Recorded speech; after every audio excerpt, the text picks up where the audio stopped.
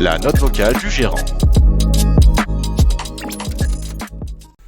Bonjour à tous et bienvenue dans ce point marché Generali Wealth Solutions du mois de décembre 2023. Alors après 2 mois particulièrement éprouvants sur les marchés financiers, novembre aura permis un net rebond des différents indices. Le CAC 40 s'est apprécié de 6,2% pour retrouver les niveaux atteints début février et cet été, tandis que les indices des actions américaines S&P 500 et des actions internationales MSCI World, exprimés en euros, progressaient respectivement de 5,9 et 6,2%. Alors ce rebond trouve sa source dans la conjonction de données économiques plus favorables, tant sur le plan de l'activité que de l'inflation.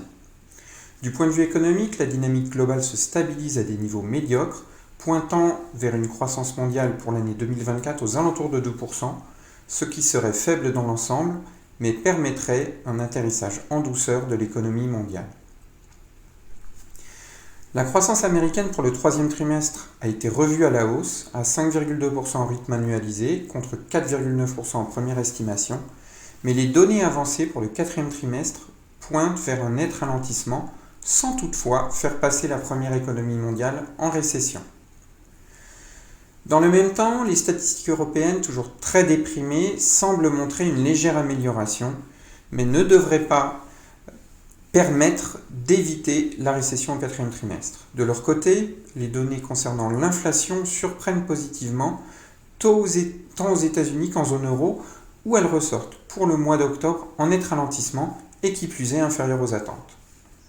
La désinflation se poursuit donc à un rythme plus élevé qu'attendu, bien aidé en cela par un net recul des prix du pétrole. Dans ce contexte, les banques centrales ont assoupli leurs discours respectifs et il ne fait désormais plus de doute qu'elles en ont pour de bon fini avec les hausses de taux. Avec le ralentissement économique américain prévu pour le dernier trimestre 2023, les opérateurs anticipent même désormais de larges baisses de taux d'intérêt directeurs en 2024, 5 baisses de taux aux États-Unis et 4 en Europe. Cette conjonction d'atterrissage en douceur de l'économie mondiale et de nouvelles encourageantes sur le front des prix a permis aux opérateurs de sauter le pas et de reconsidérer le fameux scénario économique appelé boucle d'or en référence au compte pour enfants du même nom. Appliqué au marché financier, ce scénario engendre une situation très favorable où l'économie comme l'inflation ne sont ni trop fortes ni trop faibles et permet aux actifs risqués comme les actions de performer très largement. Cette configuration a été entre autres rencontrée entre 2015 et 2020 lorsque l'inflation et les taux d'intérêt étaient nuls, tandis que la croissance économique était pour sa part modérée mais résiliente. C'est la raison pour laquelle les opérateurs ont plébiscité les actions en novembre, et plus particulièrement les valeurs en retard ou liées au cycle économique, telles les valeurs cycliques et les petites et moyennes capitalisations. Les taux d'intérêt se sont par ailleurs fortement repliés sur le mois, permettant aux obligations de progresser également. Le taux des obligations françaises à 10 ans a ainsi reculé de 60 points de base depuis ses plus hauts, soit 0,60%, à 2,70% actuellement contre 3,30% un mois plus tôt. Alors dans ce contexte, que faire au niveau de la stratégie d'investissement ? Les investisseurs se sont rués sur les actifs risqués en novembre, si bien que les indices actions retrouvent leur plus haut de l'année. Cependant, du fait d'un contexte économique global toujours médiocre et désormais en ralentissement aux États-Unis, l'engouement pour le scénario boucle d'or nous semble trop optimiste et les opérateurs vont à notre sens assez vite en besogne. À plus court terme, l'appétit pour le risque est donc élevé et les marchés financiers sont nettement surachetés.